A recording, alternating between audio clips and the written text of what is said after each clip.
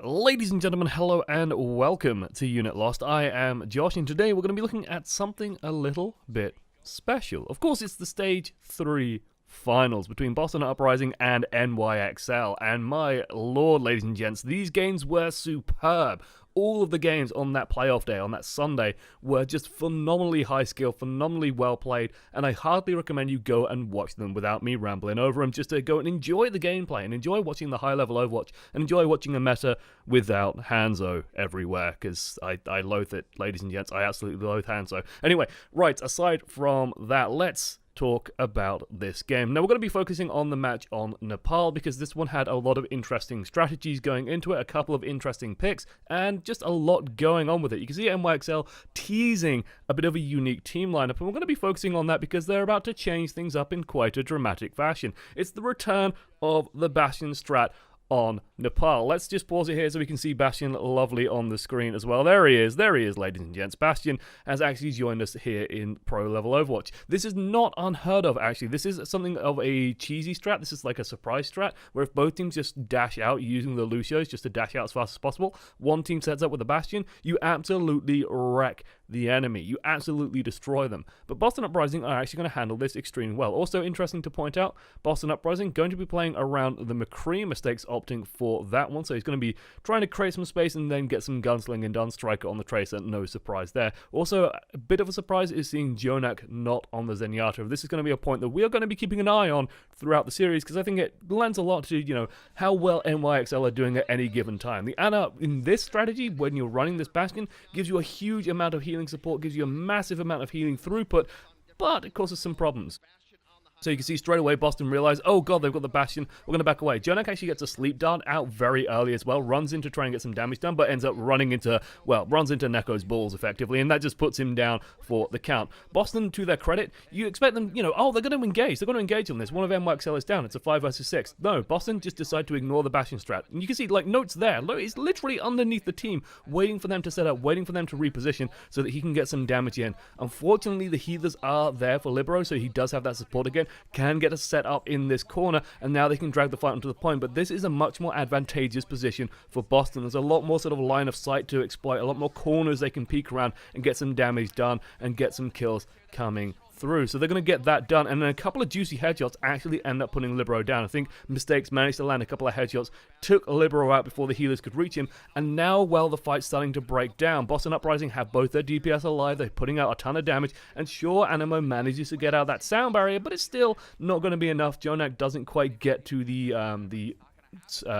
nano boost, sorry for just completely brain farted for a second there, doesn't get to the nano boost in time as well to get that out in the fight, but honestly I don't think it would have made a big difference, and now Boston have a huge advantage, ladies and gentlemen. Ultimate economy has never been so finely demonstrated. I'm even going to pause it just to make sure you guys understand this point, because it's so important. It's so important in Pro Overwatch. And the big thing is this: NYXL have to change up their strategy. They're going to have to change up everything they're doing. Meanwhile, Boston, they have 5 ultimates coming online at the moment. Mistakes had to use his last fight, zoned out the point, absolutely fine, managed to get a kill with Deadeye, always good. But now NYXL know they're going to be playing just massively uphill no matter what they're doing, and the awkward part as well is that Jonak is holding on to this nano boost. Now personally I see this as something of a mistake. Nano boost isn't really worth holding on to, and we're going to see a good demonstration of why. So let's roll the clip and see how this next push goes for NYXL, and what you're expecting, right? Well, what's going on in your head is, okay, Jonak's made this decision, he's going to try and use the nano boost, they're going to throw in the Winston perhaps and see how that goes. So they go and dive in the backline, nano boost goes onto Mano,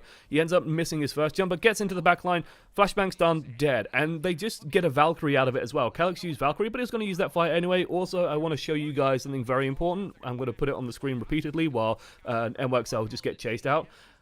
Just hilarious. Sorry, I couldn't stop laughing when I saw that live, and I just wanted to share that with everybody. Anyway, right, Jonak didn't die during this fight and just ran back, but didn't change off the Ana. So now they're still playing with this Ana with the sleep dart. So, this makes me feel better about my own Ana play, to seeing Jonak, one of the most accurate and lethal supports in the league, missing a Winston point blank, It happens to everyone, apparently. So, hey, yeah, I can feel a little bit better about my game as well. But NYXL sitting up for the next fight. Again, just going for these very simplistic dives, but because Mistakes has so much space, because Neko has space as well, they could just take their time, land the shots, and get rid of Sabiobi. Once Sabiobi's dead, well, it's just a matter of time for the rest of NYXL to start falling apart and just taking a ton of damage. And again, you can see Jonak has survived and it's sort of lived through the fight, but it's still on this Ana.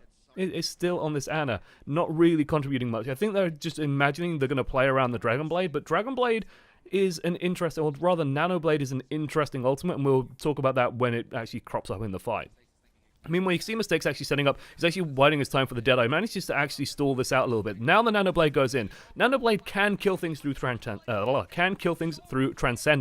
right? It can do it.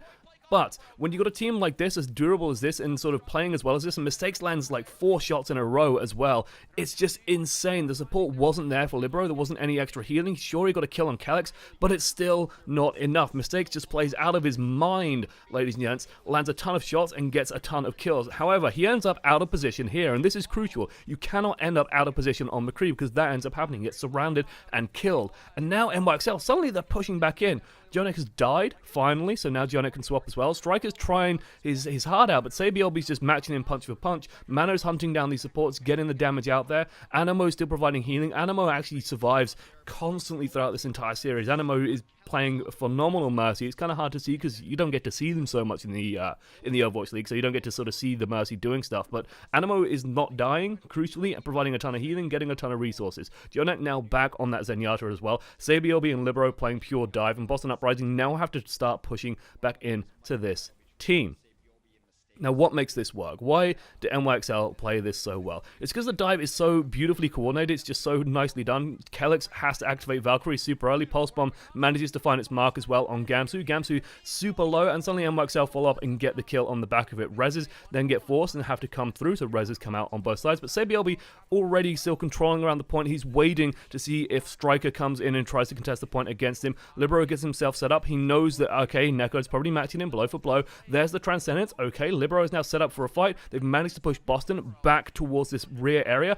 Cheeky slap on the bum from the Winston. Libero goes in, and we have a learning point, ladies and gentlemen, for every Genji player out there. God bless your soul if you're still playing Genji in the current meta. The big thing to learn from here, guys, and this is something that I'll tell every Genji every single time. If you are Dragon Blading and the enemy team is all crowded together in a small room, don't think that you're going to go in there and it's going to be like a blender, right? Because what's going to happen in reality is you go in there and you just die. You go in there and you just get hit by everything and you die. It's rough. It's rough. And what breaks my heart about this is Jonek has just activated Transcendence as well. NYXL knew that they were going to engage on this Dragon Blade. The moment Neko used his Transcendence, they knew the plan. They all sort of had the game sense to realize, okay, we have our Transcendence, we have our Dragon Blade. We just send both of those in that room and we win 100% of the time. Now, luckily, the Transcendence alone is still enough to take this fight for them. So they still win through on that one. And now this is actually really good for NYXL because NYXL are something of a unique team.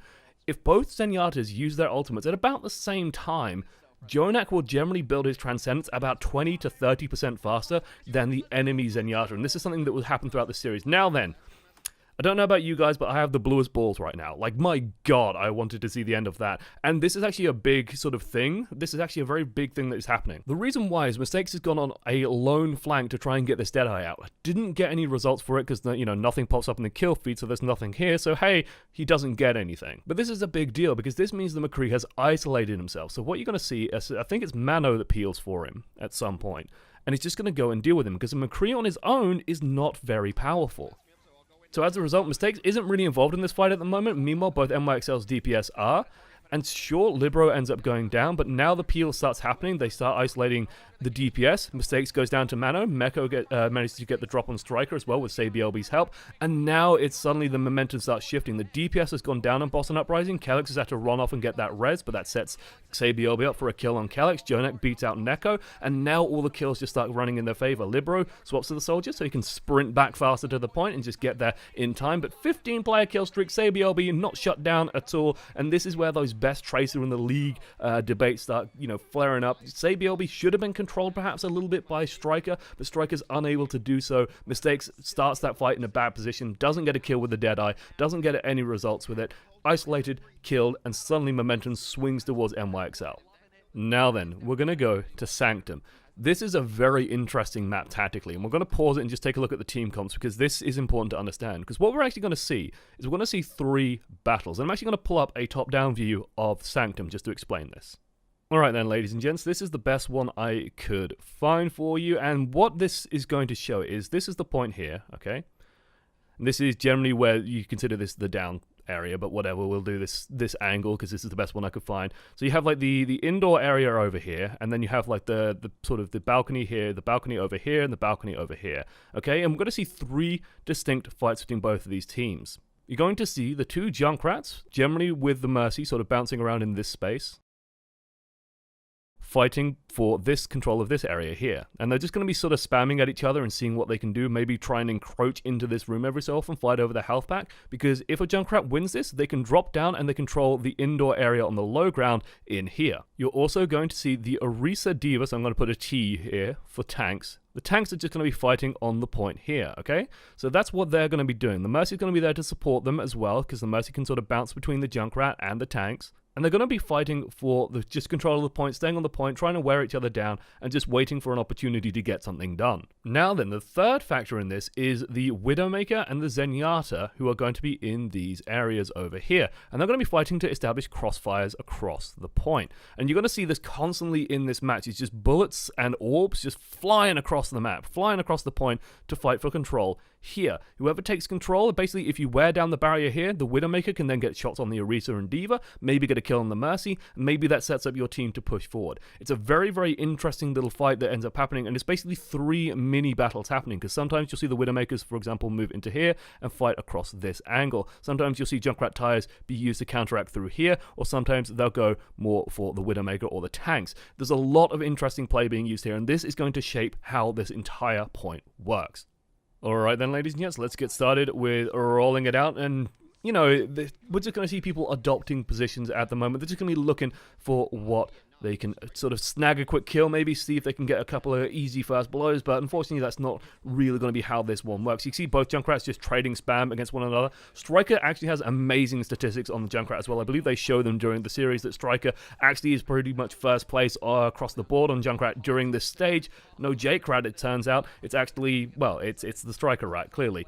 And yeah, he's been playing phenomenally. So again, you're seeing these sort of jockeying for positions. The Junkrat Libero is just bouncing around a little bit. You can see that Striker's actually moving in the high ground. Sabielby is in the position where we expect him to be, just trying to get that crossfire. Once the barrier drops, he's looking for shots on those tanks, maybe get a quick kill and see how it goes there. But the Junkrat battle's the big one, the one that's really going to determine the pace of this. And you can see the Junkrat sort of moving back and forth, getting support from the Mercies and looking for opportunities. Meko gets the better of Note, and now they can push through that low ground. NYXL bring across the Junkrat, but no, Striker's actually followed in behind him, and this is the wages of losing or not really taking care of that Junkrat. Is because Striker has followed in behind on that low ground battle. He's actually managed to come in from the back and get those kills, but Sabielby is there to save the day. He's actually moved forward as well. He's winning out on this Widowmaker duel. He's winning out, getting the damage done, getting Infrasight up faster, moving forward, and he's taken that space, taking that opportunity, kills mistakes, cleans up on the point, and manages to take the point for NYXL.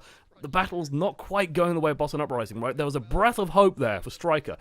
Just he's ahead, right? You can see that he's got his ultimate, he's got his Riptire available to him, and that's going to be big in this next fight, but they couldn't quite do it here. And so now they're going to just roll forward, try and take this high ground back, trying to find a way onto that low ground and get onto the point.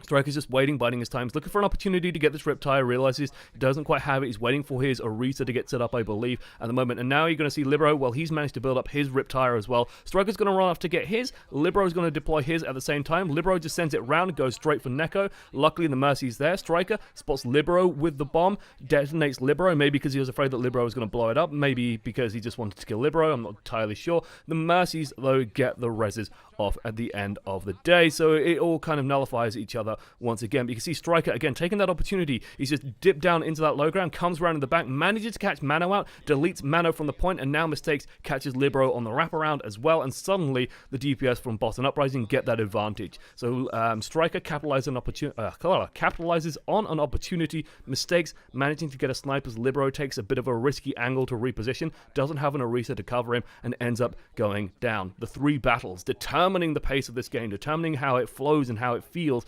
the Junkrats sort of moving around, the Widowmakers looking for those opportunities, looking for those picks, and the tanks being the bulwark on the front line. It's a very, very intricate little game that's being played here at the moment. Boston Uprising, realizing there's a bit of danger, activate the Valkyrie. Infrasights up, they spot them coming down through this low ground, and this just sets Striker up for so much damage. They even use the Transcendence to try and push in the point, but Neko's there to counter. They buy their time, they know exactly where the enemy team is. Beautiful halt, simple 1-2 combo, ladies and gents, and just smashes down the enemy team. Striker with a huge play, managing to pick it up, and just like good play out of Boston as well. They can see it coming, they know they use that infrasight, spot the engagement direction, take the time, realize that, hey, yeah, NYXL, they want to use Transcendence, they want to use the bongo to try and push out that doorway. We'll just buy that time, set up Striker for a quick kill, and there we go. A couple of quick, cheeky kills out of the back of a Riptide. Easy win, easy life. Now then, NYXL still going to be trying for this opportunity, but again, setting up is kind of difficult when suddenly the Zenyatta's position has changed. Neko's in a different position. They try and engage using the bongo, and if you watch this series, every single time they try and use the bongo as an engagement tool, what ends up happening is Note just throws a bomb at it. He just throws a bomb at it, because that's what it's being used for, right? They want to use that for an engagement. They want to use that to get that burst damage out, but no, it's not going to be enough, and the Diva Bomb just cancels out all the pressure of that engage. Striker again gets the better of that Junkrat battle, pushes around the sidelines and gets the damage out there. He's just waiting for opportunities, waiting for the enemy team to cluster up, and because NYXL seem to be funneling mostly through one direction, well, that's going to make the big difference. But this Riptire, Josh Wilkinson, also called Sideshow, fellow Josh, pointed out the importance of this Riptire, and this is where the game changes. NYXL have changed their tank setup as well. They're playing more of a dive style because Mano has swapped to the Winston. Now then, Note is crucially important in stopping Winston from just killing the supports, but with a Riptire involved, well, Mano's dived into the backline, Note's gone after the Riptire, can't go after the Winston at the same time, so Mano gets a kill. Sabiobi gets a kill at the same time on Kellex, bringing Kellex down because he was out of position, and suddenly both supports on Boston Uprising are dead. That's pretty bad news bears, right? There's no recovery from that position, so NYXL just take the opportunity, roll on through, and take control of the point. Now then, it's not all over for Boston Uprising. You know, there's still a good sort of 2 fights, I would say, left on that clock, maybe even 3, but it's still a bit dire. And you're going to see a change in position from NYXL. They've got this Winston now, so they're going to hold much, much closer. They know that if Boston take control of the point, it's going to be very difficult for them. So they're just going to play much closer. Sabiobi is actually going to have a lot more space on that back area as well, because the Winston's going to be there buying it for him. And they're just going to be trying to make sure and leverage Sabiobi's advantage so far against mistakes. He's actually been having a huge time of it. You can see in the back there, Libero is actually behind Boston Uprising. He's actually gone all the way around the outside, is diving into the back line and just pressuring the hell out of them, while Sabiobi just sets up, looks for angles, looks for picks, and gets kills. Way more aggression out of NYXL with this change-up, and it's causing all the differences here. Now that overtime's kicking over, well, they're using a Transcendence to stall on the point. Jonek still has his. GG, no re, says NYXL. Well, at least for this map. And my god, it was a phenomenal series throughout. Boston Uprising came so close and played so well, but NYXL are just phenomenal. They have so many gifted players, so many skilled players. It's a beautiful thing to see Overwatch played this well, and I'm looking forward to seeing how they do in the next stage. When the meta is dramatically shaken up, it's going to be really interesting to see how teams adapt, and hopefully you're as excited as I am. I have been Josh's one voice amongst many. This has been ProOverAnalyzed, looking at Boston Uprising against NYXL on Nepal. And guys, just go watch the finals. Trust me, it's worth it. Even if you don't watch Overwatch esports much and you've watched to the end of this video for some reason, just go watch it. It's so good. Look at this. Look at this. Look at this aim. Look at this skill. He shot him 4 times. It's a Genji in like a complete mess of a fight, and he shoots him like 4 times. It's insane. It's crazy. Right, guys, thank you for watching to the end anyway. I'll see you next time. Toodles.